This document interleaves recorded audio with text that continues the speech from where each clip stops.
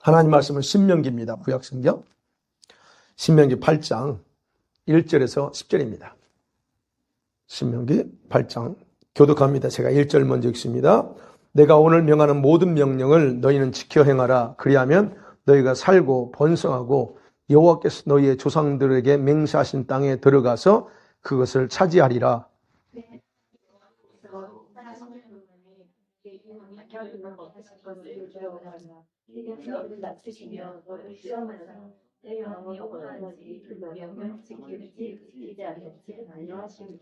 너를 낮추시며 너를 줄이게 하시며 또 너도 알지 못하며 내 조상들도 알지 못하던 만나를 내게 먹이신 것은 사람이 떡으로만 사는 것이 아니요 여호와의 입에서 나오는 모든 말씀으로 사는 줄을 너가 알게 하려 하심이니라.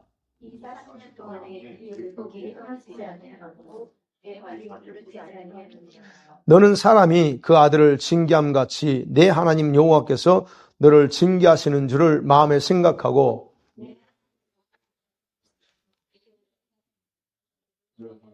내 하나님 여호와께서 너를 아름다운 땅에 이르게 하시나니 그곳은 골짜기든지 산지든지 시내와 분천과 샘이 흐르고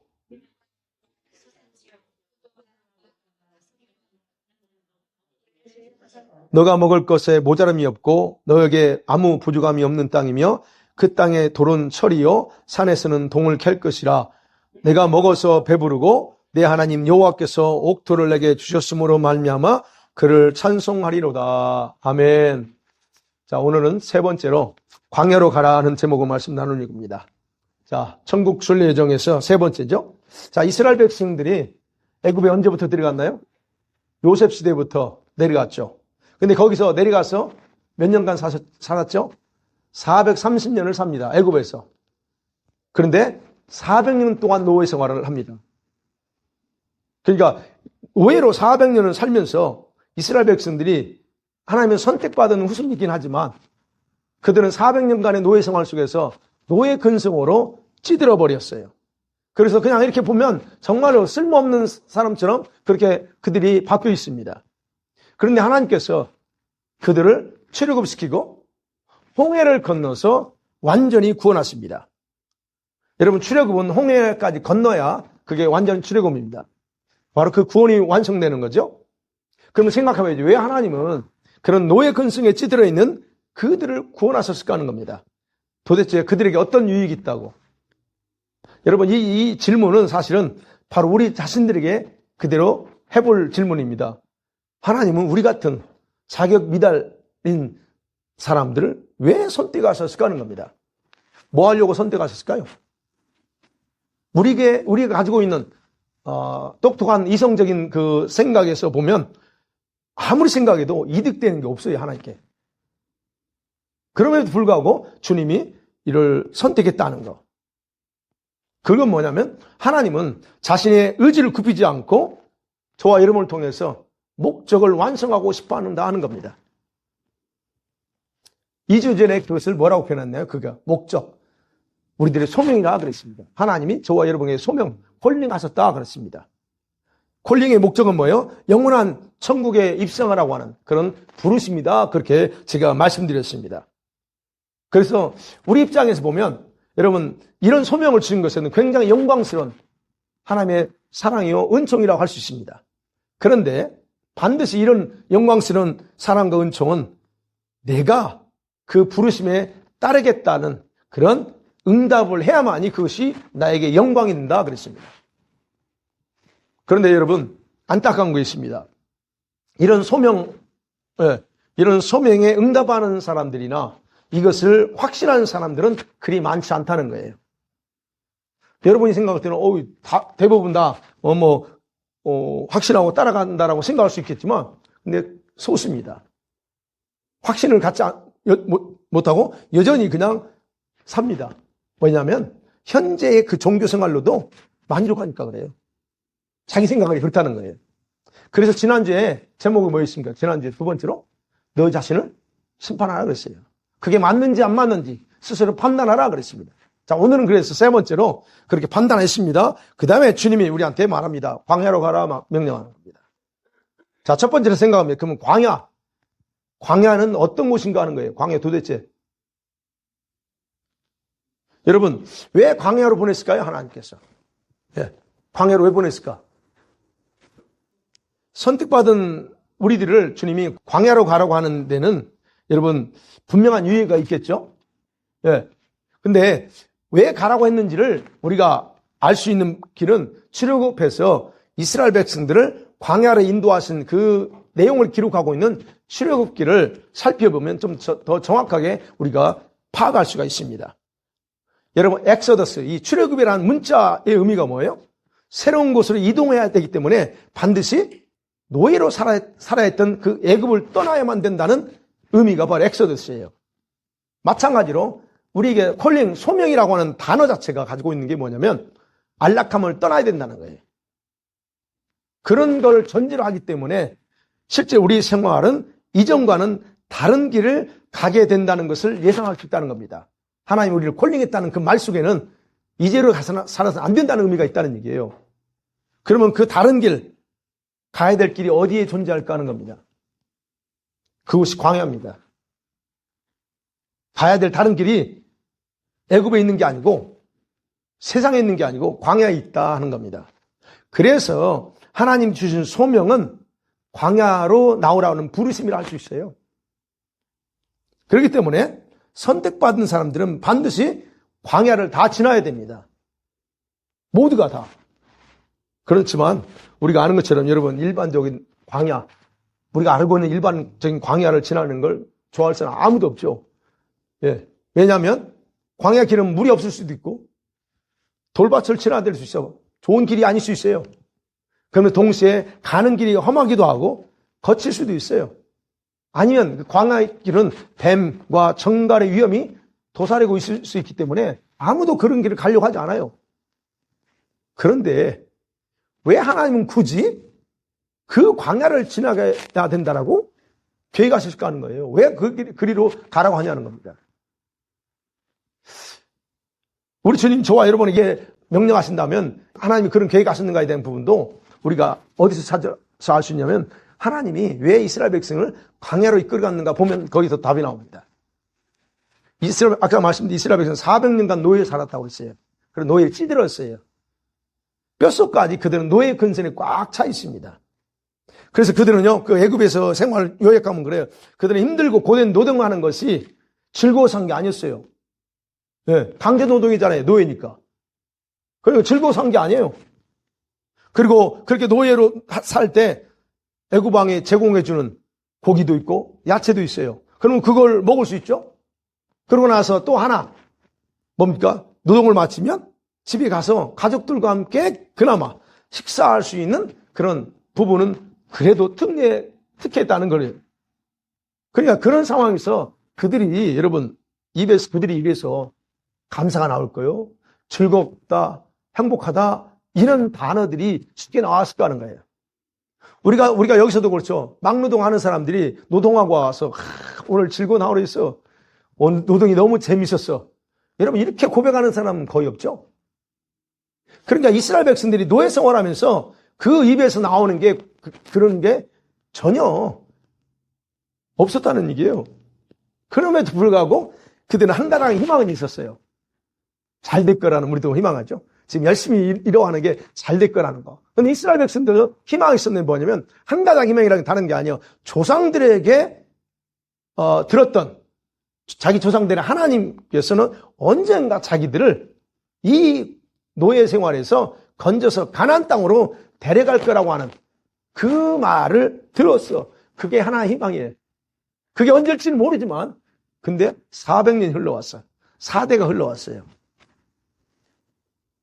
그러니 여러분 출애굽기 1장 2장 읽어보면 그들이 너무 힘들어. 너무 고통스러울 때 그들이 탄식하며 빨리 구해달라고 하나님께 울부짖어요. 그 내용. 근데 거기 보니까 2장 20절에 여호와께서 들으셨더라고요. 그래서 이제 하나님이 그걸 들으시고 때가 되니까 이제 모세를 통해서 출애굽시킨 겁니다. 그런데 여러분 이런 하나님의 초자연적인 기적으로 애굽을 나왔고 홍해를 건넜습니다. 그러면 그들이 그 엄청난 걸 봤어요? 그들이 바뀌었을까? 하나도 바뀐 게 없습니다. 노예 근성을 가진 그들의 생각과 성품은 변화되지 않았다는 얘기예요. 본인이 현장에서 직접 보고 그걸 통과하면서도 그걸 변하지 않습니다. 자, 이런 사람들이 지금 노예로 살았던 사람. 그래, 이런 사람들을 변화시키기 위해서 어떤 방법을 써야 될까요? 어떻게 하면 될까요? 저와 여러분의 성품, 여러분, 그 성격, 이런 거 있잖아요? 이거를 여러분 뭘로 바꿀 수 있어요? 과거로 바꿀 수 있습니까? AI가 등장했어. 그러니까 AI가 불가능한 게 없으니까 딱 그걸 바꿀 수 있을까요? 우리는 각자가 자기 멋대로 생각과 행동하는 습관이 있어요. 그것이 바뀐다는 건 기적이 아니면 거의 불가능해. 때로는 기적을 봐도 그게 바뀌기 쉽지 않다는 겁니다. 그런데 노예 근성이 뼛속까지 박혀있는 그들을 자기 백성으로 선택해서 가나안에게 들어가려고 해요. 네. 그러면 가나안 땅은 어떤 곳이에요? 우리가 아는 것처럼 젖과 꿀이 흐르는 땅이에요. 그런데 거기에 누가 살고 있어요? 그곳에 살고 있는 대표적인 7 부족이 거기서 딱 자리 잡고 살고 있습니다. 그러면 생각해봐죠. 이스라엘 백성이 노예 근성에 찌들어 있고 한 번도 전쟁해 본 적이 없어요. 전쟁을 해본 적이 없는 그들이 그런 상태로 가나안 땅에 들어간다? 그럼 그들과 싸운다? 이게 가능할까 하는 거예요. 그 땅에 들어가서 과연 얼마나 적응하면서 성공적으로 살아남을 수 있을까 하는 거예요. 바로 이런 사람들이 지금 트리고 한 거예요. 그러면 여러분이요, 아까 말씀드린 여러분이 만약 이들의 리더라고 하면 이들을 어떻게 하는 게, 이들에게 뭘 어떻게 하는 게 최선일 것 같아요? 어떻게 해줘야 됩니까? 그냥 먹을 것만 잔뜩 제공하면 되나요? 바로 여기에 하나님의 고심이 있었던 거예요. 여러분 아시는 것처럼 그냥 그 블레셋으로 해안 도로를 쭉 가버리면 며칠 안 가면 바로 돌아갈 수 있어.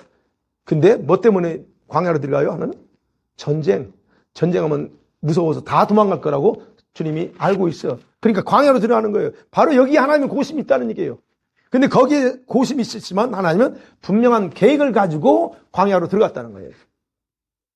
첫 번째, 2가지 계획을 요약해보면 첫 번째는 그예요. 이 백성들에게 자신만을 철저하게 신뢰하면서 의지하도록 훈련하는 겁니다. 1차적으로. 자, 그렇죠. 애굽에서 양식을 누가 제공했지? 바로왕입니다. 바로왕이 제공해 섬겼어요. 그런데 이제는 섬길 왕이 바뀌었어요. 네, 왕이 바뀌었기 때문에 전혀 이제 그럴 필요가 없다는 것. 그리고 애굽에서는 땀 흘리면서 그냥 강제 노동을 했어. 근데 광야에서는 그럴 필요 없어. 일 안 해도 돼. 아무것도 안 해도 돼. 하나님께서 필요한 대로 모든 걸 다 제공할 것이기 때문에 그럴 필요 없어요. 얼마나 편합니까? 그죠? 바로 여기에서 하나님은 자신이 제공해 주는 것을 먹고 마시는 생활을 통해서 그들에게 필요한 게 뭘까? 막노동 안 하는 거예요? 하나님 그냥 줘요. 그걸 먹게 함을 통해서 뭐예요? 오직 나만을 신뢰하는 것을 배우기 원하셨던 겁니다. 그들이 광야는 여러분 이스라엘 백성도 알아요. 광야는 메마르고 인간이 살아가기 여러분 어렵다는 걸 잘 알아요. 그런 것처럼 근데 하나님은 그곳에서 얼마든지 생존할 수 있도록 모든 걸 공부해 줄 수 있다는 거 하나님이. 인간으로는 살 수 없는 것인데 하나님은 거기서 살 수 있도록 모든 걸 공부해 줄 수 있다는 거예요. 그래서 그 하나님, 이 하나님이 없는 것에도 주시는구나 하는 걸 알게 해서 그분만을 의지하게 하고 그 하나님 바라보는 훈련을 원하셨다는 겁니다. 더 나아가서는 자기 조상의 하나님, 그렇죠? 들었던 하나님, 그 하나님이 어떤 분인가 이제는 자기들이 직접적으로 경험하며 알아가야만 했습니다. 홍해까지 건널 때는 모세가 다 알았어요. 그런데 하나님의 과정에서는 하나님은 직접 그들이 경험해. 다시 말씀드리면 하나님은 자신과 그 백성들이 친해지기 위한 과정이 필요하다는 거예요. 말만 들었던 조상의 하나님. 근데 그분이 실제로 위대하고 전능하신 분임을 알고 자기들의 하나님으로 스스로 내 부모의 하나님이 아니고 이 하나님을 나의 하나님으로 섬기고 살아야만 했다는 겁니다. 그래서 그분은 초자연적인 기적들을 광야에서 많은 걸 경험하게 해줬죠. 그럼 백성들은 그런 많은 경험을 통해서 어떻게 해요? 광야일지라도 하나님 길을 만들어 버리네. 예. 기적을 행해요. 막. 그래서 어떻게 해요? 그분만 따라가면 돼. 그분이 인도하는 대로 가야만 된다는 거. 그러니까 자기들이 뭘 계측할 게 아니고 하나님 계측에 가면 따라가면 된다는 걸 배워야 됐다는 거예요. 그런데 백성들 어땠습니까? 그들의 생각과 가치관은 쉽게 변하지가 않아요. 바로 하나님이 그 훈련을 위해서 광야로 들어갔고, 또 두 번째는 아까 말씀 애굽의 노예 근성, 가치관을 제거해야만 합니다. 바로 그 제거 훈련을 주님이 원하셨던 겁니다. 여러분, 하나님께서 강력한 능력을 통해서 출애굽시켜요. 그러나 그들이 머리에서 발끝까지 마음과 정신과 의지 등이 다 뭘로 젖어 있다고요? 네. 노예 근성에 젖었어. 그래서 일반적으로 보면 정상적이 아닌 것 같아. 툭 치면 막 불만, 원망 이런 거 터져 나옵니다. 그렇게 노예 근성에 찌들어 있는 그들에게 하나님은 그 근성 제거해야 되고, 애굽의 정신도 빼야 되고, 가치관이 그들이 꽉 잡혀 있으니까 그것도 제거해야만 하는 거예요. 하나님 입장이 그렇다는 거예요. 그러면 우리가 하나만 생각해 봐요. 노예 근성 중에 제일 나쁜 게 뭔 줄 아세요? 우리가 노예 아니지만 여러분에게서 가장 하나님 눈에 제일 나쁜 게 뭘까요? 습관일 수도 있고 뭐 그러겠죠. 제일 나쁘다고 하는 것은 내 멋대로, 내가 고집대로 원하는 대로 하려고 하는 것이 가장 주님께 나쁜 겁니다. 그게 악이에요. 내 마음대로 하려고 하는 거예요. 그게 바로 그 이스라엘 백성 노예 근성이 중에 하나예요. 화나면 그냥 확, 그렇죠? 자기 감정대로 하는 이런 거. 그러면 보세요. 이런 노예 근성을 제거하는 가장 효과적인 방법이 뭘까? 이런 사람 어떻게 해야 돼, 그럼? 여러분, 우리가 우리 이런 근성이 있잖아요. 내가 지금 여러분이 많이 바뀌었잖아요. 어떻게 바뀐 것 같아요? 도대체 하나님 뭘로 바뀌었을까요? 효과적인 방법은요, 그들의 말과 생각과 행동을 제한할 기준, 가이드라인을 정해주는 겁니다. 화나면 화난 대로 해버리면 그게 아니야라는 걸 이렇게 화는 여기까지만 내. 딱 정해주는 거예요. 그래서 하나님은 그들의 행동과 가치관, 말 바꾸기 위한 텍스트를 주셨어요. 그게 율법입니다. 그게 헌법이에요. 여기까지는 허용하지만 여기 넘으면 안 돼! 라고 딱 기준을 정해준 거예요. 이 율법을 줬을 때 두 가지 방침이에요. 그 중에 하나는 뭐냐면 순종의 대상이 애굽 사람이 아니다. 나 하나님이어야 된다는 거예요. 나한테 순종하라는 겁니다. 하나님 보이지 않아. 그렇지만 이제는 자발적으로 해야 된다. 애굽에서 노예 생활할 때는 눈치 보고 안 하면 매 맞고 그러니까 했지만 이제는 그게 아니야. 자발적으로 하는 거예요. 보이지 않는 하나님. 그렇기 때문에 이제는 더 신중하고 그다음에 행동하면서 순종하라는 거예요. 둘째는 그거예요. 그들의 말, 그들의 감정 처리 필요하죠? 감정 처리는 바로 이 헌법, 율법에 의해서 제한을 받는다는 걸 가르치는 거예요. 예. 악과 선의 기준이 뭘까요? 노예들에게 있어 악과 선의 기준이 뭐예요? 잘못한 것과 의로움의 기준이 뭐냐는 거예요. 순종하고 불순종 이런 기준을 명확하게 판단을 할 수 있어야 돼. 근데 지금 이들에게는 그게 무너져 있어요. 그냥 그래서 우리가 출애굽기 보면 화나니까 자기 동족끼리 싸우면서 죽여도 그냥 이거 기준이 없는 거예요, 지금.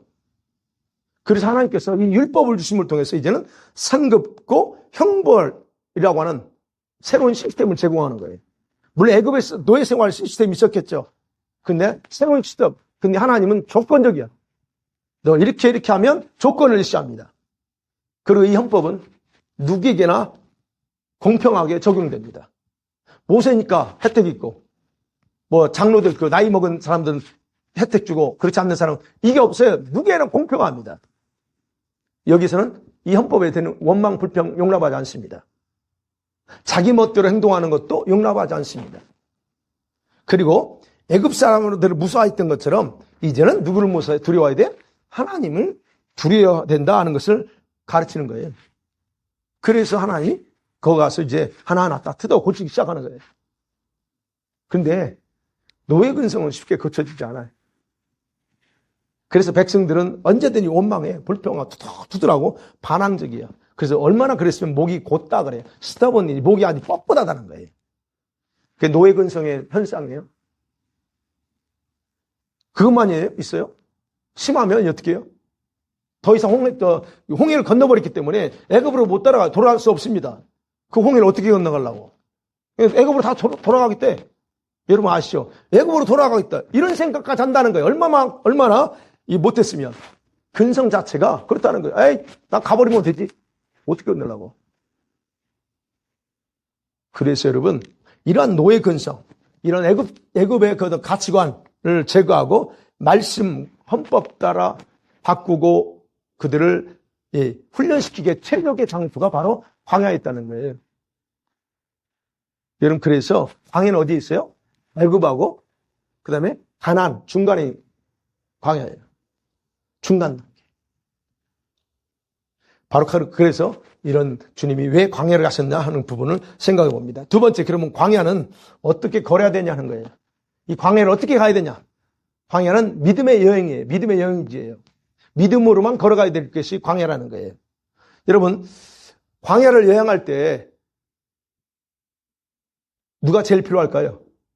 여러분이 이스라엘 여행을 하게 되면 유대 광야도 갈 수 있거든요. 그 길을 갈 때 여러분에게 제일 필요한 게 누굴까요? 뭘까요? 안내자.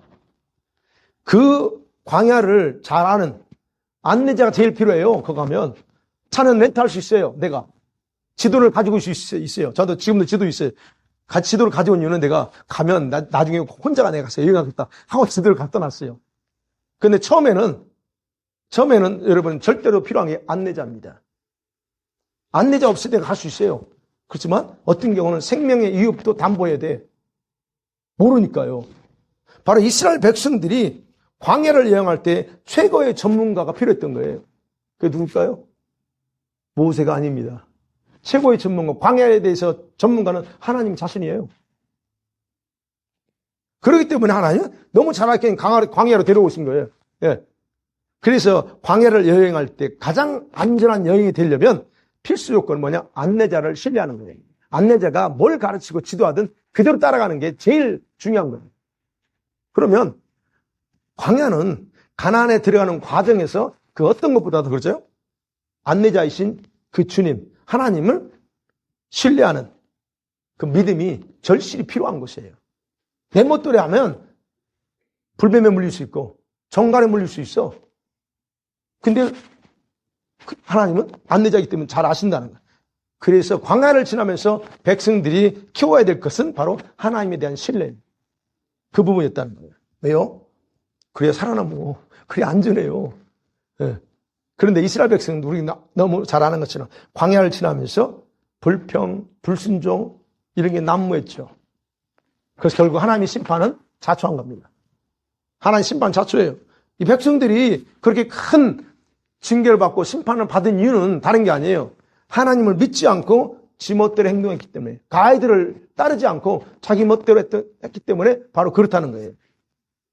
그러니까 하나님과 백성 사이에 상호 신뢰관계가 써야 되는데 이 백성들이 하나님을 신뢰하지 않아요. 그런 상황이라면 어떻게 여행이 안전할 수 있냐 이거예요.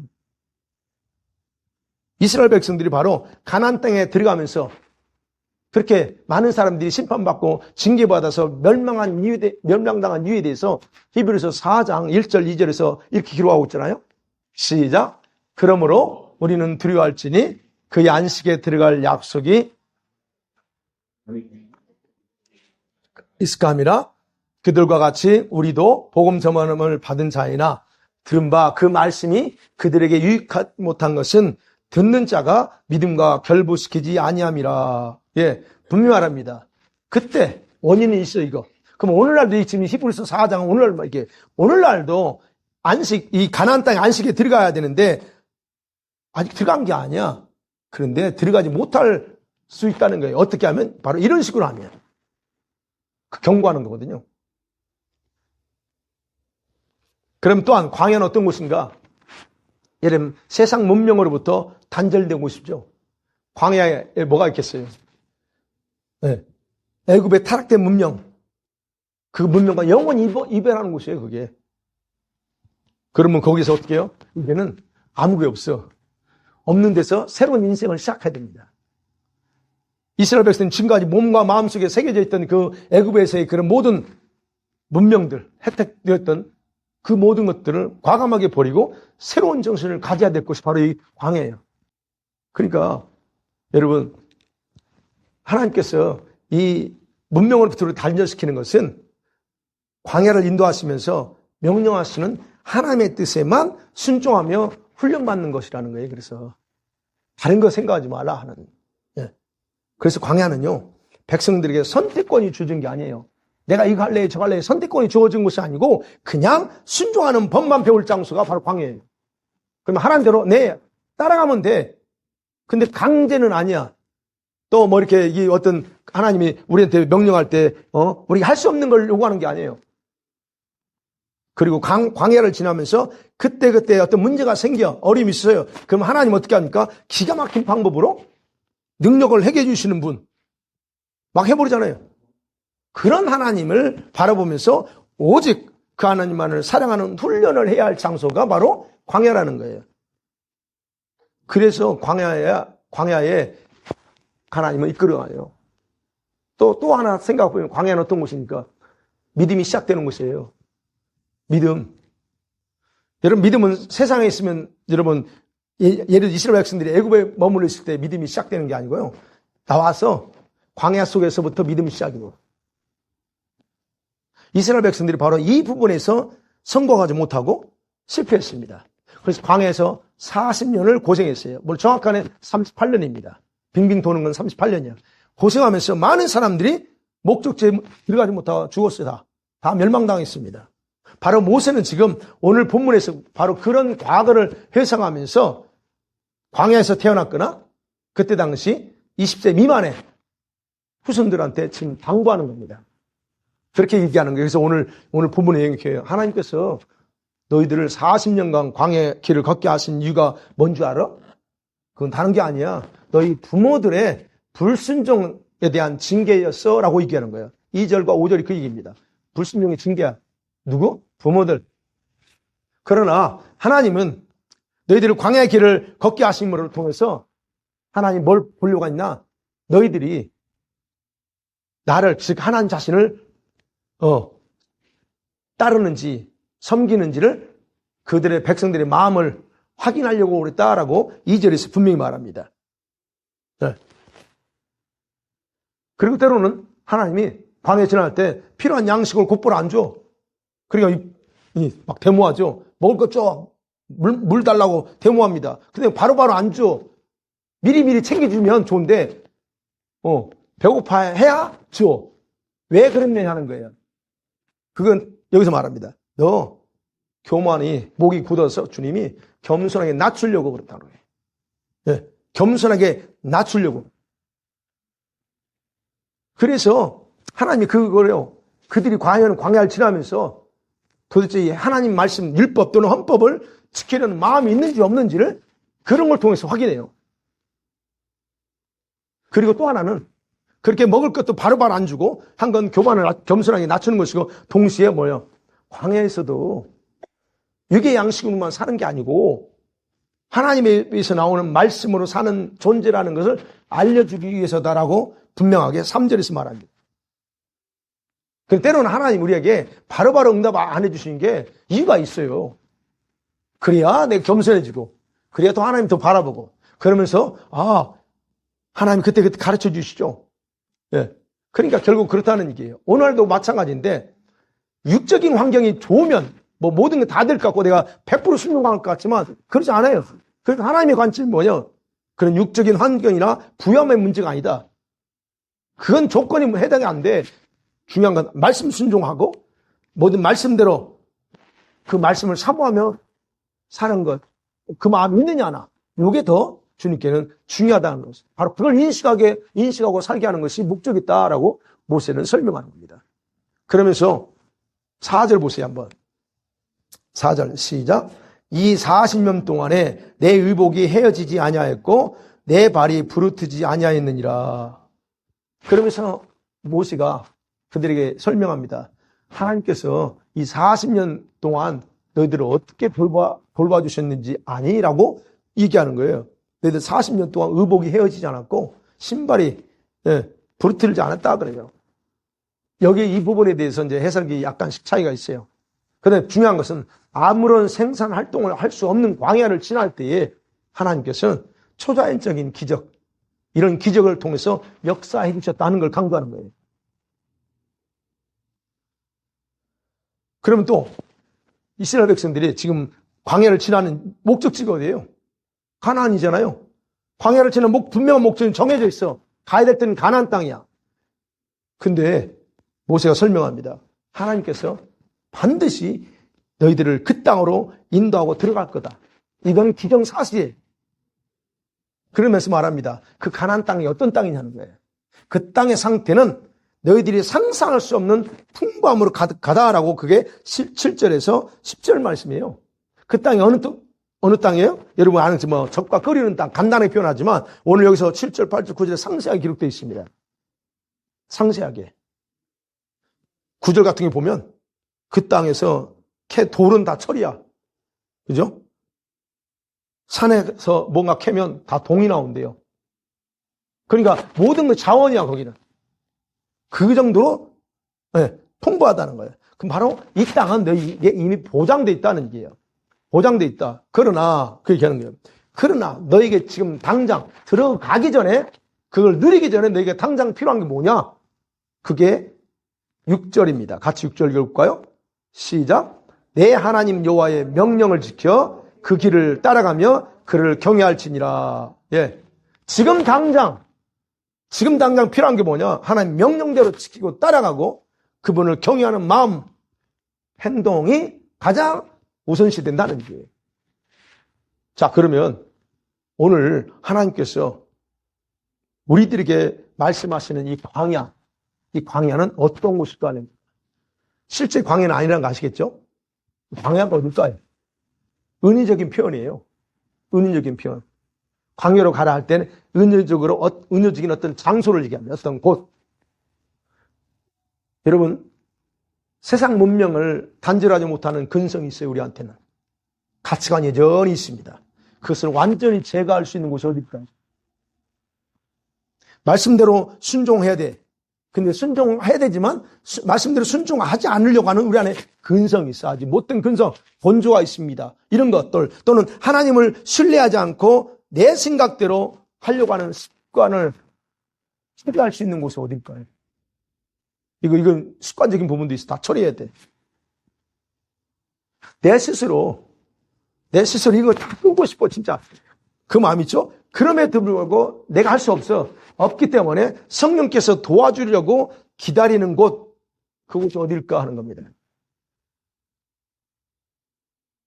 좁게는 우리가 잘 아는 것처럼 기도와 예배 자리, 그 자리에서 하나님이 기도하고 예배하는 자리에서 예배 속에서 기도할 때 처리해 주십니다. 그러나 좀 더 깊이 들어가면 뭐예요?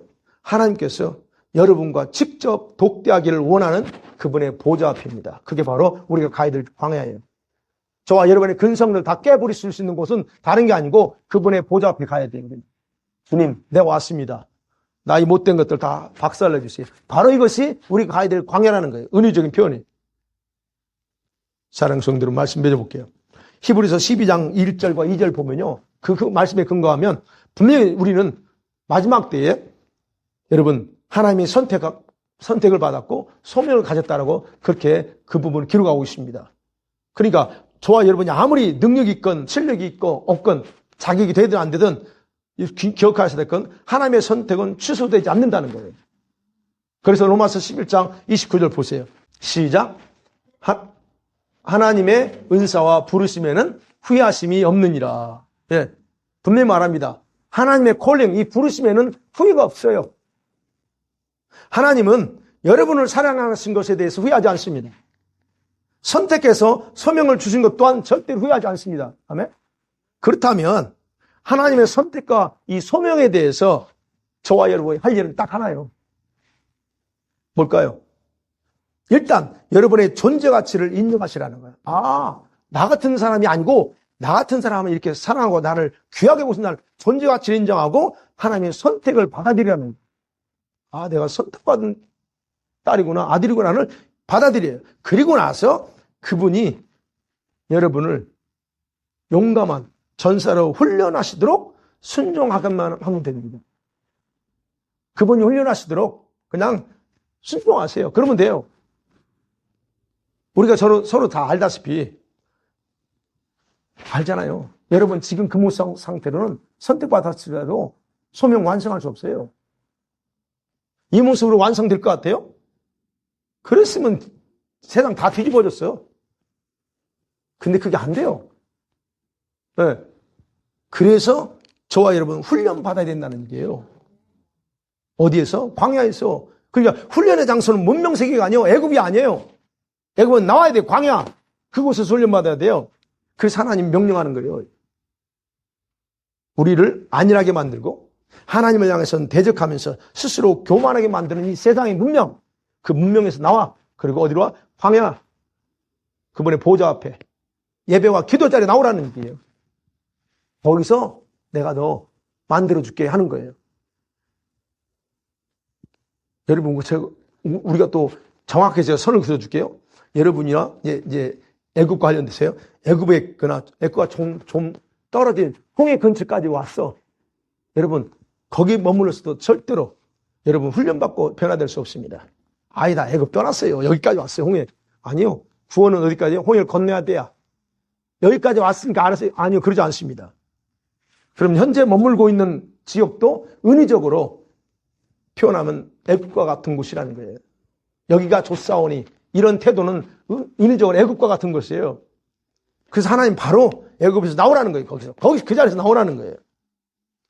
여러분이 애굽에 머물러 있을 수 있어요. 즉 세상에 머물러 있을 수 있어요. 그러면 그렇게 되면 하나님은 기억하셔야 돼요.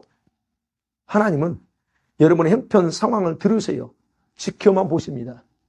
정확하게 분별하세요. 이스라엘 백성들이 애굽에 노예 있을 때 직접 찾아가서 일 안 해요. 그들의 고통 들어 한숨 소리 다 기억하고 있어. 지켜봐. 그러나 역사 안 하셨어요. 근데 어떻게 해요? 광야에서 하나님께서 직접 그들에게 나타내 주시고 자신을 드러낸 거예요. 그래서 광야로 가야 된다는 거예요. 애굽에 머물러서는 안 된다는 거예요. 그래서 여러분 하나님은 우리를 애굽에서 훈련시키려고 하는 게 아니라는 거예요. 근데 우리는 자꾸 여기가 좋사온 여기서 훈련시켜 주세요. 애굽의 정신, 애굽의 근성으로는 여러분이 할 수 있는 거 아무것도 없어요. 그러니까 그렇다는 얘기예요. 이 문제를 놓고 하나님 제가 이제 도대체 의미는 알겠는데 근데 그렇게 딱 주시더라고요. 우리가 현재 애굽에 머물러 있으면 지금까지 항상 그래왔던 것처럼 항상 흉내만 내면 살게 될 거라고. 흉내만 내면 살게 된대. 흉내 내네. 홍해 근처 왔까지. 그래 벗어났잖아요, 주님. 근처 왔어요. 근데 흉내만 낼 거래요. 그러면서 더 나오면 그리고 때로는 이제 하나의 강력한 임팩트를 주면 죄책감 느끼고 후회한다. 내가 왜 그랬을까? 그것을 계속 반복할 수밖에 없다고 그러더라고요. 그래서 기도하는데 그래서 그렇구나. 그러니까 나오라는구나. 그게 하나님 그래서 오늘 광야로 나오라는 거예요. 그곳이 바로 저와 여러분이 변화될 장소이기 때문에 그렇다는 얘기예요. 언제까지? 여러분과 제가 예수님을 사랑하는 성도가 될 때까지 거기서 훈련시켜야 되겠다는 거예요. 마지막 때의 소명을 완성할 수 있는 상태까지 준비시키고 원하는 것이 바로 그 광야라는 거예요. 그렇다면 여러분 정말 여러분 하나님께 사랑받고 싶죠? 예수님을 따르는 진짜 참제자가 되고 싶죠? 그렇다면 하나님께서 광야에서 여러분과 저의 인생을 망치게 하는 여기서 살면서 망치게 하는 말들, 행동들, 습관들, 이 근성들을 제거하도록 허용해 주시길 원합니다. 주님이 하고 싶어도 하지 못하는 게 우리가 허용을 안 해. 이건 안 돼요. 저건 안 돼요. 우리가 맞기 때문에 그렇다는 거예요. 질문해 볼게요. 여러분은 정말 이런 하나님 마음과 계획에 동참하기 원하십니까? 그렇다면 머뭇거리지 말고 광야로 나가기로 결단하고 그곳에서 아버지와 독대하면서 여러분의 믿음의 훈련을 받으시기를 간절히 축원합니다. 아멘. 이 시간 같이 한번 말씀 생각하면서 기도합니다. 기도하는 건요, 주님, 말씀처럼 광야, 내가 나가야 될 곳, 주님, 그 주님 보좌 앞에 나가서 늘 이제 주님과 독대하면서 주님, 나의 그런 애굽의 근성, 가치관을 다 깨고 하나님의 사람으로서 훈련되기 원합니다. 나를 그렇게 만들어주세요. 그리고 또 예배와 기도 자리에서 많이 우리가 훈련받을 수 있는데 주님, 우리를 내 삶을 예배와 기도의 자리로 늘 이끌어 주시옵소서. 그리고 철저하게 하나님의 사람으로 준비시켜 주시옵소서. 기도하십니다. 할렐루야. 거룩하시고 신실하신 하나님을 찬양하며 경배합니다. 하나님, 이 시간에 기도하는 것은 정말로 우리가 애굽에 머물러 쓰는 노예와 같은 삶, 아버지 하나님, 절대로 아버지 하나님 변화될 수 없는 곳이란 걸 주님 말씀하셨사오니 주님 이제는 애굽을 벗어나서 광야로 나오라는 주님 말씀처럼 우리 광야에 가서 주님 앞에 훈련받고 아버지 교육받고 아버지 믿음 준비되기 원합니다. 성령 하나님 도와주시옵소서. 강권적인 은혜를 부어주시고 역사해 주시옵소서. 하나님 철저하게 나 자신은 깨어지고 무너지고 나의 애굽의 근성, 너의 근성들을 깨부수고 말씀으로 훈련되고 준비되기 원합니다. 한 분 한 분 기억해 주시옵소서. 한 주간 하나님 마음을 알고 하나님의 그러한 계획을 알고 이제 그렇게 살 수 있도록 도와주세요. 충만한 은혜를 부어주시옵소서. 아버지 하나님의 한 주간도 그런 삶으로 우리가 준비되고 훈련될 수 있도록 도와주시고 주님과 1대1 관계 속에서 더 깊은 교제 속에 들어갈 수 있도록 도와주시옵소서. 하나님을 찬양합니다. 영광 받아주시고 새롭게 해주시옵소서. 홀로 영광 받아주세요. 주님을 경배합니다. 하나님 감사합니다. 주님 말씀하신 것처럼 애굽을 나와서 이제는 하나님 주님이 기다리고 있는 하나님이 또 역사하시는 그 장소 광야로 나가기 원합니다. 하나님 그곳에서 새롭게 훈련되어지고 준비되어지기 원합니다. 우리의 근성과 가치관과 하나님 우리 멋대로 하고 싶어하는 그런 못된 습관들을 하나 다시 한번 다 철저하게 헌법 및 말씀의 근거에서 주님 복종하고 훈련하면서 준비되기 원합니다.